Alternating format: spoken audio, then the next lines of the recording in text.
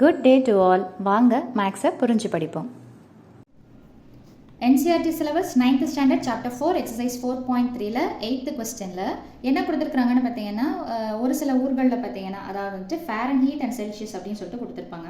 கொஸ்டினில் என்னென்னு பார்த்தீங்கன்னா, USA அண்ட் கனடாவில் ஃபாரன்ஹீட்டில் டிகிரியை மெஷர் பண்ணுறாங்க. அதே இந்தியாவில் பார்த்தீங்கன்னா செல்சியஸ். ஸோ அதெல்லாம் அன்வான்டான டாபிக். என்ன அப்படின்னு பார்த்தீங்கன்னா, இந்த ஈக்குவேஷன் தான் நமக்கு தேவை. ஸோ இந்த ஈக்குவேஷனை எடுத்துக்கணும். ஸோ இதில் என்ன அப்படின்னு பார்த்தீங்கன்னா, செல்சியஸை எக்ஸ் ஆக்சிஸில் எடுத்துக்கணும், ஃபாரன்ஹீட்டை ஒய் ஆக்சிஸில் எடுத்துக்கணும் அப்படின்னு சொல்லிட்டு சொல்கிறாங்க. ஓகேங்களா? ஸோ இதில் நம்ம என்ன ஃப்ரேம் பண்ணோம்னா, எக்ஸ் ஆக்சிஸ் ஒய் ஆக்சிஸை வச்சு we have to draw the graph. இதுதான் ஃபர்ஸ்ட் சப்டிவிஷனுடைய கொஸ்டின். ஓகேங்களா? ஸோ இப்போ என்ன அப்படின்னு பார்த்தீங்கன்னா, f is equal to 9/5 into c plus 32 அப்படின்னு சொல்லிட்டு கொடுத்துருக்காங்க. இப்போ ஃபர்ஸ்ட் என்னென்னு பார்த்தீங்கன்னா, நம்ம டக்குன்னு c 0ன்னு போட்டோம்னா f உடைய வேல்யூ ஈஸியாக கிடைச்சிடும். எப்படி அப்படின்னு பார்த்தீங்கன்னா, c is equal to 0 அப்படின்னு போட்டிங்கன்னா f is equal to என்ன வரும், 9/5 into c-க்கு பதிலாக 0 plus 32. ரைட்டுங்களா? ஸோ அப்போ 0வால் எதை மல்டிப்ளை பண்ணாலும் ஆன்சர் 0 தான். என்ன மட்டும் நிற்கும்னு பார்த்தீங்கன்னா 32. ஸோ f உடைய வேல்யூ 32. நம்மளை எதை எக்ஸ் ஆக்சிஸில் எடுத்துக்க சொல்கிறாங்க, இப்போ பாயிண்ட்டை எடுத்து எழுதணும். ஸோ செல்சியஸை எதில் எடுத்துக்கணும்னு பார்த்தீங்கன்னா எக்ஸ் ஆக்சிஸாக எடுத்துக்கணும். அப்போ செல்சியஸ்னா சி உடைய வேல்யூ தான் எக்ஸ் ஆக்சிஸ், தட் இஸ் 0.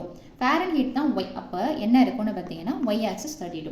இது ஈஸியாக கால்குலேட் பண்ணி முடிச்சிடலாம். ஆனால் இப்போது சிக்கு 0 போட்டால் எஃப் கிடைக்கிற மாதிரி இப்போ நம்ம எஃப்க்கு என்ன போட்டால், ஸோ நம்ம வேல்யூஸை மாற்றி கண்டுபிடிக்கணும் இல்லைங்களா? இப்போ எக்ஸ் ஒய் இருந்ததுன்னா என்ன பண்ணுவோம், எக்ஸ் 0ன்னு போட்டால் ஒய் வேல்யூ கிடைக்கும், ஒய் 0ன்னு போட்டால் எக்ஸ் வேல்யூ. இப்போ இதை மட்டுமே வச்சு நம்மளால் ப்ரொசீட் பண்ண முடியாது. ரைட்டுங்களா? ஸோ அப்போ என்ன பண்ணலாம் அப்படின்னு பார்த்தீங்கன்னா, ஸோ இப்போ சிக்கு 0ன்னு கொடுத்துட்டோம், இந்த மாதிரி ஆன்சர் கிடச்சிது. இப்போது நம்ம போடக்கூடிய வேல்யூ ரொம்ப முக்கியம். என்ன அப்படின்னு பார்த்தீங்கன்னா, 0ன்னு டக்குன்னு இது முடிஞ்சு போச்சு, எஃப்டைய வேல்யூ ஈஸியாக கிடச்சிச்சு. இப்போ இங்கே பார்த்தீங்கன்னா மல்டிபிள்ஸ் ஆஃப் சி, அதாவது கீழே இருக்கக்கூடிய நம்பர் என்ன இருக்குதுன்னு பார்த்தீங்கன்னா 5. அப்போது நான் அடுத்த நம்பர் சிக்கு எதை போட்டாலுமே 5 டேபிளில் டிவைட் ஆகக்கூடிய ஒரு நம்பரை தான் நான் எடுத்து போடணும். இப்போ 5 1s are 5, 5 போடலாம். 5ன்றது என்ன பார்த்தீங்கன்னா ஆட் நம்பர். அப்போ உங்களுக்கு மைட் பி கால்குலேஷனில் ஆட் வேல்யூ வரத்துக்கு வாய்ப்புகள் இருக்குது. அதாவது நம்ம கிராஃபை பிளாட் பண்ணும்போது multiples of 2, multiples of 5, multiples of 10 அந்த மாதிரி இருந்ததுன்னா கம்ஃபர்டபுளாக இருக்கும். ஸோ நான் என்ன பண்ணுறேன்னு பார்த்தீங்கன்னா 10ன்னு சொல்லிட்டு எடுத்துக்கிறேன். 10 தான் எடுத்துக்கணுமா அப்படின்னா அதெல்லாம் எந்த இதுவும் கிடையாது. உங்களுக்கு என்ன வேல்யூ வேணாலும் நீங்கள் போட்டுக்கலாம். அதுக்கேற்ற மாதிரி கிராஃபை கரெக்டாக பிளாட் பண்ணிக்கிறது பெட்டர். ஓகேங்களா? ஸோ இப்போ அடுத்தது நான் என்ன பண்ண போகிறேன் அப்படின்னு பார்த்தீங்கன்னா, சிக்கு பதிலாக 10ன்னு சொல்லிட்டு சப்ஸ்டியூஷன் பண்ண போகிறேன். அதே ஈக்குவேஷன் தான். ஸோ அப்போ என்ன பண்ணலாம் அப்படின்னு பார்த்தீங்கன்னா, f is equal to 9/5 into c-க்கு பதிலாக 10 plus 32. இப்போ 5 1s are 5, 5 2s are 10. Multiplication முடிச்ச பிறகு தான் அடிஷனுக்கு போகணும்.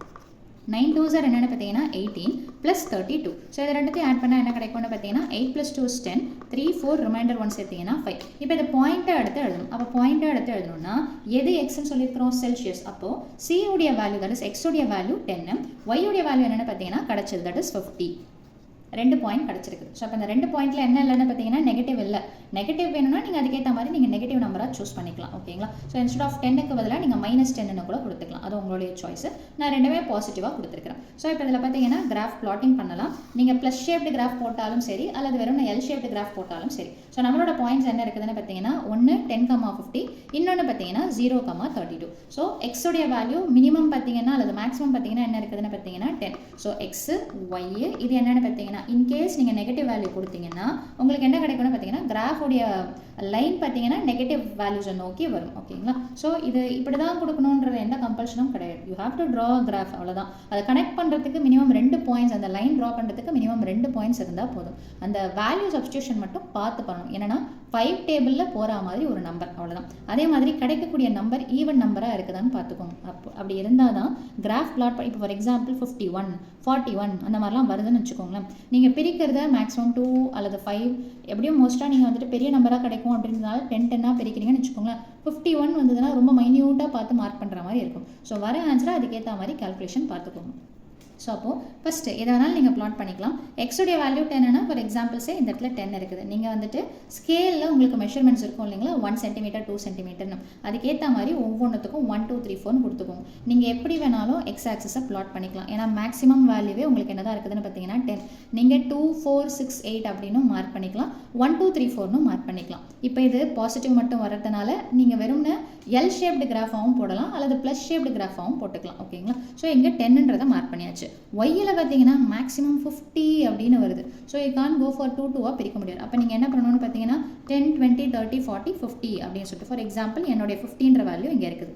அப்போது எக்ஸில் 10 ஸ்கேல் இந்த இடத்துல அப்படியே வச்சுருங்க. வச்சுட்டு அப்படியே நேரம் என்ன வருதுன்னு பார்த்தீங்கன்னா 50 எங்கே வருதோ அந்த இடத்துல பிளாட் பண்ணிவிட்டு 10,50 அப்படின்றத மார்க் பண்ணிடுங்க. அடுத்தது என்ன வேல்யூ இருக்குது? 0. எக்ஸில் 0னா ஸோ இதுதான் 0. ஒய்யில் என்ன இருக்குதுன்னு பார்த்தீங்கன்னா 32. இப்போ நீங்கள் 10 பிரிக்கிறீங்கன்னு வச்சுக்கோங்க. 32 எங்கே வரும்னு பார்த்தீங்கன்னா 30. அந்த சின்ன லைன் இருக்குது பார்த்தீங்களா, அதுலேருந்து நீங்கள் கவுண்ட் பண்ணணும். 31, 32 அந்த செகண்ட் லைன் தான் என்னென்னு பார்த்தீங்கன்னா 32. ஸோ உங்களுடைய கிராஃப் பார்த்தீங்கன்னா 0, 32னா இந்த இடத்துல தான் வரும். So point 0,32. நான் ரஃபாக தான் வரைஞ்சிருக்கேன், அதனால் என்னோட லைன்ஸ் இப்படி தான் வரும். நீங்கள் வந்துட்டு ஸ்கேலில் மெஷர்மெண்ட்டை போட்டு வரையும் போது உங்களுக்கு இன்னுமே கிளாரிட்டியாக கிடைக்கும். ஸோ கிராஃப் எப்பவுமே எக்ஸ்டெண்ட் பண்ணிடுங்க. கிராஃபில் அந்த ஈக்குவேஷன் பேர் என்னவோ அதை எடுத்து எழுதுங்க. So 9/5c + 32. இன்னொரு முக்கியமான ஒரு விஷயம் என்ன அப்படின்னு பார்த்தீங்கன்னா, கொஸ்டினில் என்ன சொல்லியிருக்காங்க, எக்ஸ் ஆக்சிஸை செல்சியஸ் அப்படின்னு சொல்லிட்டு எடுத்துக்க சொல்கிறாங்க. ஒய் ஆக்சிஸை எப்படி எடுத்துக்க சொல்கிறாங்கன்னு பார்த்தீங்கன்னா ஃபாரன்ஹீட். அதை நோட் பண்ணி காமிச்சிருங்க. ஸோ இதுதான் ஃபஸ்ட்டு சப்டிவிஷனோடைய சொல்யூஷன். ரிமைனிங் சப்டிவிஷன்ஸை அடுத்தடுத்த வீடியோஸில் நான் போஸ்ட் பண்ணுறேன். மேக்ஸை புரிஞ்சு படிக்கணும்னு நினைக்கிறீங்களா? அப்போ கண்டிப்பாக நம்ம சேனலை சப்ஸ்கிரைப் பண்ணுங்கள். மறக்காமல் வீடியோவை லைக் அண்ட் ஷேர் பண்ணிடுங்க. தேங்க்யூ.